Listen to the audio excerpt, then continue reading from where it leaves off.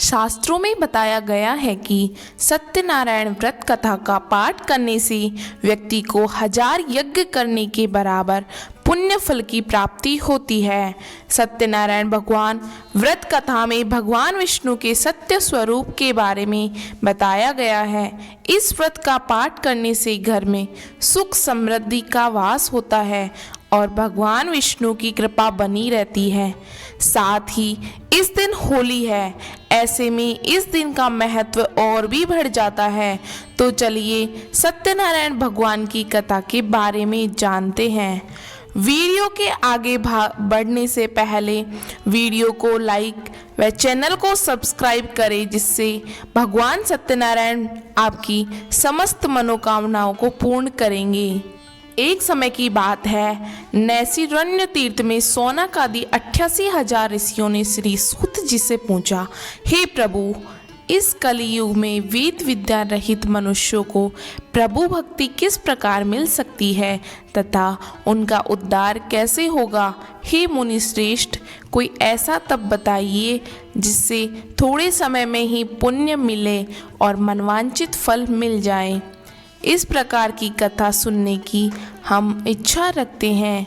सर्वशास्त्रों में ज्ञाता सूत जी बोले, हे वैष्णवों में पूज्य, आप सभी ने प्राणियों के हित की बात पूछी है, इसलिए मैं एक ऐसे श्रेष्ठ व्रत को आप लोगों को बताऊंगा जिसे नारद जी ने लक्ष्मी नारायण जी से पूछा था और लक्ष्मीपति ने मुनि श्रेष्ठ नारद जी से कहा था। आप सब इसे ध्यान से सुनिए। एक समय की बात है, योगी राज नारद जी दूसरों के हित की इच्छा के लिए अनेकों लोगों में घूमते हुए मृत्यु लोक में आ पहुँचे।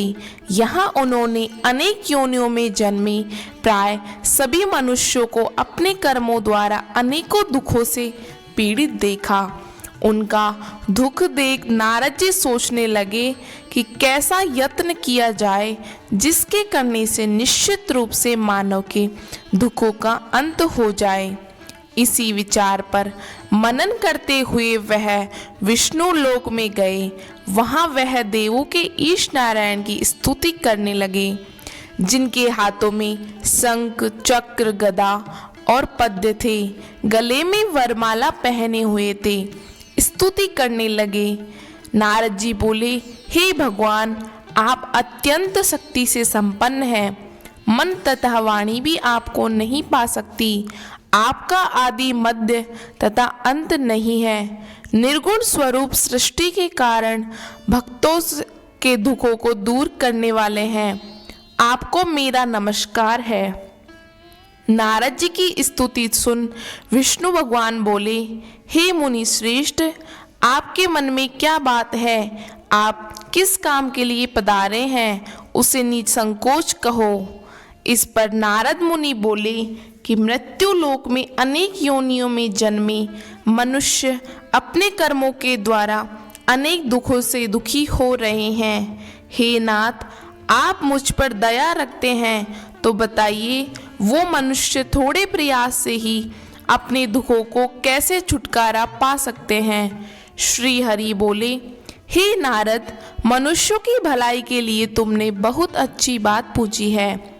जिसके करने से मनुष्य मोह से छूट जाता है, वह बात मैं कहता हूँ, उसे सुनो। स्वर्ग लोक व मृत्यु लोक दोनों में एक दुर्लभ उत्तम व्रत है जो पुण्य देने वाला है। आज प्रेम वश होकर मैं उसे तुमसे कहता हूँ। श्री सत्यनारायण भगवान का यह व्रत अच्छी तरह विधि पूर्वक करके मनुष्य तुरंत ही यहाँ सुख भोग कर मरने पर मोक्ष को प्राप्त होता है। श्री हरि के वचन सुन नारद जी बोले कि उस व्रत का क्या फल है, उसका क्या विधान है, यह व्रत किसने किया था, इस व्रत को किस दिन करना चाहिए, सभी कुछ विस्तार से बताएं। नारद की बात सुनकर श्री हरि बोले, दुख व शोक को दूर करने वाला, यह सभी स्थानों पर विजय दिलाने वाला है। मानव को भक्ति व श्रद्धा के साथ शाम को श्री सत्यनारायण भगवान की पूजा धर्मपरायण होकर ब्राह्मणों व बंधुओं के साथ करनी चाहिए। भक्ति भाव से ही नैवेद्य केले का फल, घी, दूध और गेहूं का आटा सवाया लें। गेहूं के स्थान पर साठी का आटा, शक्कर तथा गुड़ लेकर सभी भक्षण योग्य पदार्थों को मिलाकर भगवान को भोग लगाए। ब्राह्मणों सहित बंधु बांधवों को भी भोजन कराएं। उसके बाद स्वयं भोजन करें। भजन कीर्तन के साथ भगवान की भक्ति में लीन हो जाए। इस तरह से सत्यनारायण भगवान का यह व्रत करने पर मनुष्य की सारी इच्छाएं निश्चित रूप से पूरी होती हैं। इस कली काल अर्थात कलियुग में मृत्यु लोक में मोक्ष का यही एक सरल उपाय बताया गया है। श्री सूत जी बोले, हे ऋषियों, जिसने पहले इस व्रत को किया और उनका इतिहास कहता हूँ, ध्यान से सुनो। सुंदर काशीपुरी नगरी में एक अत्यंत निर्धन ब्राह्मण रहता था। भूख प्यास से परेशान वह धरती पर घूमता रहता था। ब्राह्मणों से प्रेम करने वाले भगवान ने एक दिन ब्राह्मण का वेश धारण कर उसके पास जाकर पूछा, हे विप्र, नित्य दुखी होकर तुम पृथ्वी पर क्यों घूमते हो? दीन ब्राह्मण बोला, मैं निर्धन ब्राह्मण हूँ, भिक्षा के लिए धरती पर घूमता हूँ। हे भगवान, यदि आप इसका कोई उपाय जानते हो तो बताइए। वृद्ध ब्राह्मण कहता है कि सत्यनारायण भगवान मनवांचित फल देने वाले हैं, इसलिए तुम उनका पूजन करो। इसे करने से मनुष्य सभी दुखों से मुक्त हो जाता है। वृद्ध ब्राह्मण बनकर आए सत्यनारायण भगवान उस निर्धन ब्राह्मण को व्रत का सारा विधान बताकर अंतर्ध्यान हो गए। ब्राह्मण मन ही मन सोचने लगा कि जिस व्रत को वृद्ध ब्राह्मण ने करने को कहा गया है, मैं उसे जरूर करूँगा। यह निश्चय करने के बाद उसे रात में नींद नहीं आई। वह सवेरे उठकर सत्यनारायण भगवान के व्रत का निश्चय कर भिक्षा के लिए चला गया। उस दिन निर्धन ब्राह्मण को भिक्षा में बहुत धन मिला, जिससे उसने बंधु बांधवों के साथ मिलकर श्री सत्यनारायण भगवान का व्रत संपन्न किया। भगवान सत्यनारायण का व्रत संपन्न करने के बाद वह निर्धन ब्राह्मण सभी दुखों से छूट गया और अनेक प्रकार की संपत्तियों से युक्त हो गया। उसी समय से यह ब्राह्मण हर मास इस व्रत को करने लगा। इस तरह से सत्यनारायण भगवान के व्रत को जो मनुष्य करेगा वह सभी प्रकार के पापों से छूटकर मोक्ष को प्राप्त होगा। जो मनुष्य इस व्रत को करेगा वह भी सभी दुखों से मुक्त हो जाएगा। सूत जी बोले कि इस तरह से नारायण जी का कहा हुआ श्री सत्यनारायण भगवान का व्रत को मैंने तुमसे कहा। हे विप्रो, मैं अब और क्या कहूँ? ऋषि बोले, हे मुनिवर, संसार में उस विप्र से सुनकर और किस किसने यह व्रत किया, हम सब इस बात को सुनना चाहते हैं।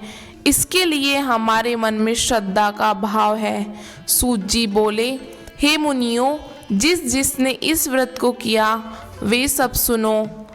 एक समय वही विप्र धन व ऐश्वर्य के साथ अपने बंधु बांधवों के साथ इस व्रत को करने को तैयार हुआ। उसी समय एक लकड़ी बेचने वाला बूढ़ा आदमी आया और लकड़ियां बाहर रखकर अंदर ब्राह्मण के घर में गया। प्यास से दुखी वह लकड़हारा उनको व्रत करते देख विप्र को नमस्कार कर पूछने लगा कि आप यह क्या कर रहे हैं? तो उन्होंने बताया कि व्रत कर रहा हूँ तथा उसे करने से क्या फल मिलेगा, कृपया मुझे भी बताए। ब्राह्मण ने कहा कि सब मनोकामनाओं को पूर्ण करने वाला यह सत्यनारायण भगवान का व्रत है। इनकी कृपा से ही मेरे घर में धन्य दान आदि की वृद्धि हुई है। विप्र से सत्यनारायण व्रत के बारे में जानकर लकड़हारा बहुत प्रसन्न हुआ। चरणामृत लेकर वह प्रसाद खाने के बाद अपने घर गया। लकड़हारे ने अपने मन में संकल्प किया कि आज लकड़ी बेचने से जो धन मिलेगा उसी से श्री सत्यनारायण भगवान का उत्तम व्रत करूंगा। मन में इस प्रचार को ले बूढ़ा आदमी सिर पर लकड़ियां रखकर उस नगर में बेचने गया जहां धनी लोग रहते थे। उस नगर में उसे अपनी लकड़ियों का दाम पहले से 4 गुना मिला। बूढ़ा प्रसन्नता के साथ दाम लेकर केले, शक्कर, घी, दूध, दही और गेहूं का आटा ले और सत्यनारायण भगवान के व्रत की अन्य सामग्रियां लेकर अपने घर गया। वहां उसने अपने बंधु बांधवों को बुलाकर विधि विधान से सत्यनारायण भगवान का पूजन और व्रत किया। इस व्रत के प्रभाव से वह बूढ़ा लकड़हारा धन, पुत्र आदि से युक्त होकर संसार के समस्त सुख भोग अंतकाल में वैकुंठ धाम को चला गया। बोलो सत्यनारायण भगवान की जय। धन्यवाद दोस्तों।